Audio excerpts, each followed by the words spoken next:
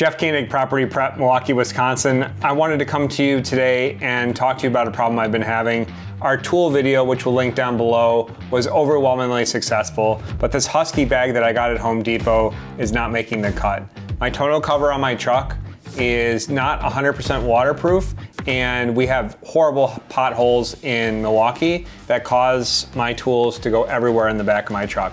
So I needed to look for a different solution. This is what I'm currently using, and it's an absolute mess. So we're gonna take this off the table and show you what I'm gonna try next. Oh, that's heavy. This is the DEWALT ToughSystem 2.0. This is part of their ToughSystem line, which is a competitor to Milwaukee's Packout. And we, as a company, use Milwaukee Packout for pretty much everything. But this bag really felt like it fit the bill when I was walking down the aisles at Home Depot. And this is available online and at your local Home Depot. And I wanted to take a second today to show you the different pockets, what's the pros and cons of using something like this versus what I had, which was an open top tool bag, and tell you why I made the switch. So let's start with some of the features.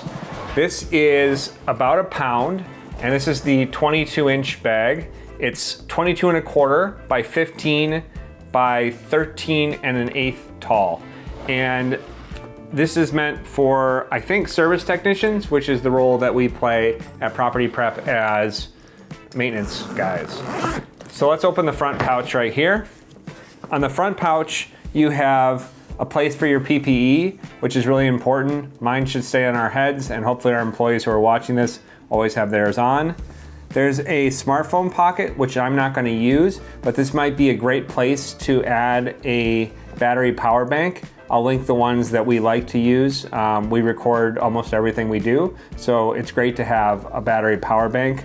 There are some pieces of retention here made out of elastic, and that's great for your pens, Sharpies. We like the Milwaukee Inksol. If you want to see a comparison video between the Inksol, the Sharpie, and some of the other writing utensils, leave a comment down below. I've been thinking about doing that for a while, and we've been using the Inksol pretty much over the Sharpie for the last few years and think it's a superior product. This is the tablet pocket for the DEWALT style tablet. You have a mesh pocket in front. I'm gonna probably use this for different types of tapes and flat specialty products, zip ties, and other associated products. Let's zip this pocket up and check out the side pockets. Before we get to the side pockets, we'll talk about the strap. This goes to all metal hardware on the outside, and it does go over the side pocket, but when we open it, it slides down without needing to be removed. Again, we have retention on the outside. This would be a great place for some pliers possibly, and a screwdriver. And then on the inside, we have really heavy product pockets. This feels like it's 500 or it may even be 1000 denier nylon, and it's got almost a plastic coating, if you feel, on the inside, which hopefully stops any sort of chemical spills, but I'm not sure if that was their intention or if that just is for lubricity for getting the tools out. There are tool pockets here. These would be great for ratchets and for other sort of tools that are long. Screwdrivers would work there as well. So that was the inside of this pocket. And while we're here, let's check out the outside. Once this zips up, we go to the outside, and we have more spaces for commonly used tools. You want to keep your most common tools on the outside. For me, that's my combination screwdriver, my Knipex pliers, my pencil, and my lock lubricant, and a flashlight, which I usually keep in my pocket. On the other side, we have a place for a tape measure. My concern here is that this rides a touch high. We'll see how it ends up working, and hopefully the tape measure doesn't get bumped off. The issue with these tape measure holsters are that they often bend the clip on the back when it's snagged. And then you have a large pocket and then 3 more duplicating the other side. Let's open this up and see if it's any different.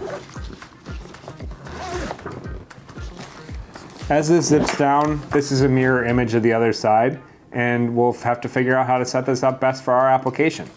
Let's zip this up and check out the other parts of the outside before we head inside the bag. The big selling point for me on this product was it was closed top. I was having issues with water getting in as well as tools bouncing out from turbulence. And this has a locking system for the handle that allows it to come apart very easily and then snap back together. And then on the top, there's some webbing. And this webbing could be used for a larger power tool. This could be used to house rags. It could be used for the parts that you're using for your repair, and just another way to add something to the bag to keep your hands free. It also has a padded strap that's adjustable, and as I noted before, it has all metal construction for the fasteners, which is a positive for me. Let's head inside the bag. I'll tilt it forward so you can see it. Up top, we have a reinforced clear pocket. This would be good for things that you need to see and still have the ruggedness of the 1000 denier nylon or 500 denier nylon that's being used elsewhere. On the inside, we have a pocket for our drill or power tool. I use the M18 small ones, so those are a perfect size for a pocket like this.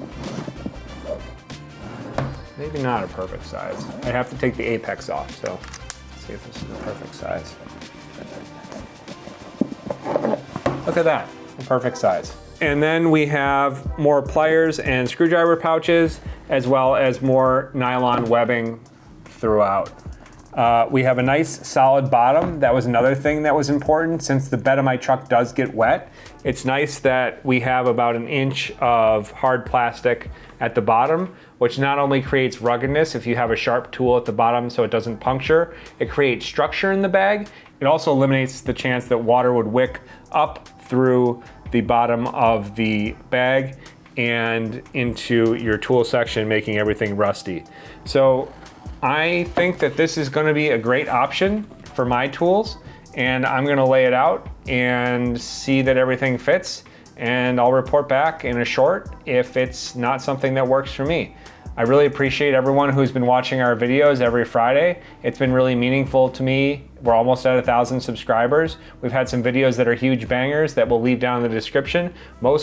Most commonly, they're tool-related videos. We love showing off our work. We're gonna have a video in the next 2 weeks about a huge project that we just completed, but we'd love to keep sharing with you the tools of the trade that we use and some of the tips that we use as well. Check out our shorts, check out our other videos. They'll be linked down in the description for the products used today, and we appreciate your support. Thanks, and we'll see you next week.